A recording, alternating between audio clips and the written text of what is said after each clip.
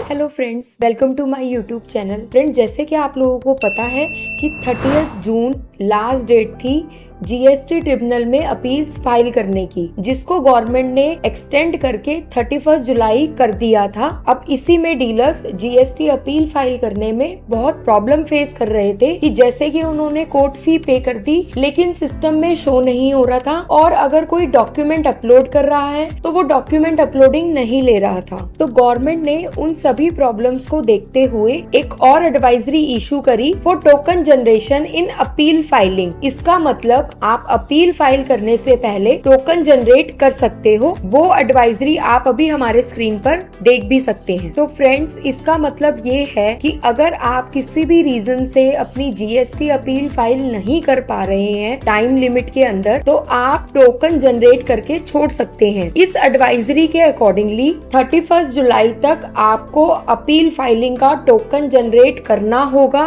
और उसके बाद विदिन 60 डेज आपको अपील फाइल करनी होगी। इसका मतलब गवर्नमेंट ने हमें और 60 डेज का टाइम दे दिया है for GST tribunal appeal filing, और 31 जुलाई तक कहा गया है कि हम उन अपील के अगेंस्ट टोकन जनरेट करके रख लें। तो सबसे पहले देखते हैं कि टोकन कैसे जनरेट होगा। फ्रेंड्स, इस एडवाइजरी में आपको जी स्टैट का लिंक दे रखा है, वो लिंक आप कॉपी करिए और यूआरएल पेस्ट करके पेज ओपन कर लीजिए। इस फॉर्म में सबसे पहला कॉलम है सिलेक्ट आईडी टाइप। इसमें आपको ऑप्शन मिलेंगे GSTIN, temporary ID, UIN ID या फिर TDS आईडी। इसका मतलब अगर एसएससी जीएसटी में रजिस्टर्ड है या फिर उसने टेम्परेरी आईडी लिया है या फिर वो TDS TCS में रजिस्टर्ड है या फिर UIN आईडी उसके पास है, जिस भी टाइप का आईडी है, जिस भी कैटेगरी का एसएससी है, उसको आप सेलेक्ट करके नेक्स्ट कॉलम में वो नंबर आप फिल कर देंगे। तो हमने यहाँ GSTIN नंबर सेलेक्ट किया है।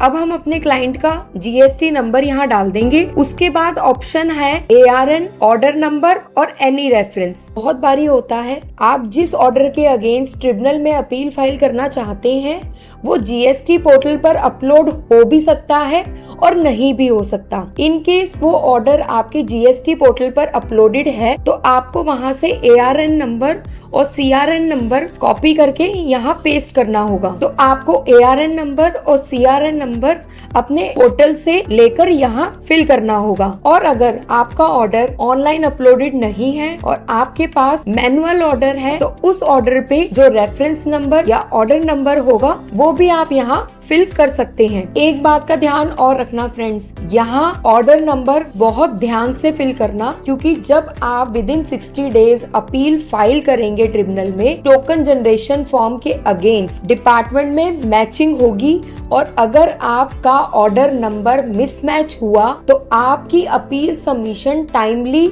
नहीं मानी जाएगी। तो हम यहाँ एक रैंडम नंबर डाल रहे हैं। उसके बाद आप टाइप करेंगे अपने रिप्रेजेंटेटिव का नाम, फिर डेट ऑफ ऑर्डर और टैक्सेशन पीरियड कि वो ऑर्डर किस पीरियड से किस पीरियड तक का है। से फॉर हमारा ऑर्डर है 1 अप्रैल 2021 से लेकर 31 मार्च 2022 तक। तो पीरियड हम सेलेक्ट कर लेंगे। इसमें फ्रेंड्स, अगर आपका ऑर्डर ऑनलाइन पोर्टल पर अपलोडेड है तो आपके ऑर्डर में जो डेट मेंशन है और जो पीरियड मेंशन है आप वही पीरियड और ऑर्डर डेट यहाँ पर टाइप करेंगे। अदरवाइज अगर आपके पास मैनुअल ऑर्डर है तो उसकी डेट ऑफ ऑर्डर और पीरियड वो यहाँ पर हम मेंशन कर देंगे। उसके बाद कॉलम है कंपनी ट्रेड और लीगल नेम। यहाँ पर आप कंपनी का ट्रेड नेम और लीगल नेम दोनों ही लिख सकते हैं। फिर आपको अपना रजिस्टर्ड ईमेल आईडी यहाँ फिल करना है। उसके बाद कॉलम है मोबाइल नंबर का, तो यहाँ आप अपना मोबाइल नंबर या अपने रिप्रेजेंटेटिव का भी मोबाइल नंबर एंटर कर सकते हैं। फिर कॉलम है टिकट नंबर का।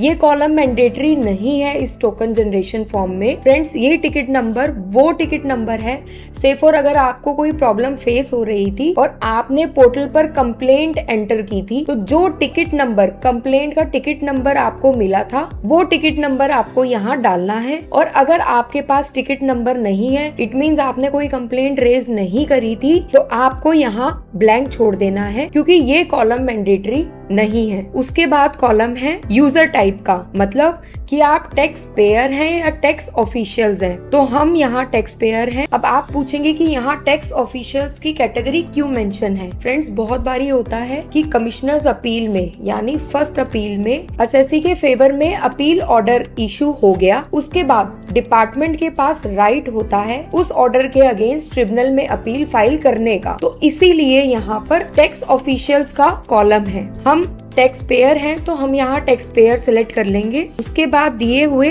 कैप्चा कोड को टाइप कर देंगे और जनरेट टोकन पर क्लिक कर देंगे। तो फ्रेंड्स, हमारा टोकन नंबर जनरेट हो गया है। इसको आप डाउनलोड कर लीजिए। हमारा डाउनलोडेड टोकन नंबर कुछ ऐसा दिखेगा, जैसे कि आप देख रहे हैं कि इसमें क्लियरली मेंशन है upload the APL form along with the supporting documents on the GSTAT portal within 60 days of generating this token. इसमें आगे ये भी लिखा है and no filings will be accepted under the set token after such date. ये जो 60 days का time government ने हमें अपील फाइलिंग के लिए दिया है, वो टाइम स्टार्ट हो जाएगा आपका टोकन जनरेशन डेट से। तो फ्रेंड्स, इसका मतलब ये है कि due date of filing appeal under tribunal होगा 60 days from the date of generation of token.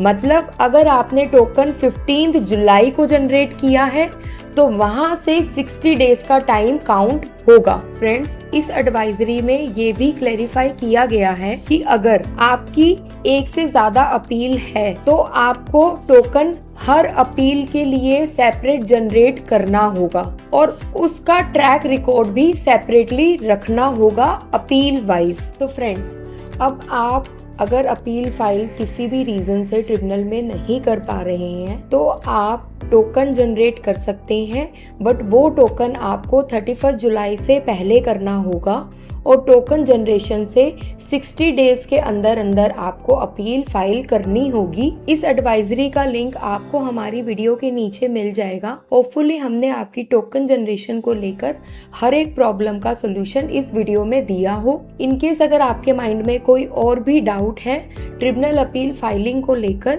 तो आप हमें कमेंट बॉक्स में लिख सकते हैं और हम आपके हर एक डाउट्स को, हर एक प्रॉब्लम को सॉल्व करने की कोशिश करेंगे। Thank you friends.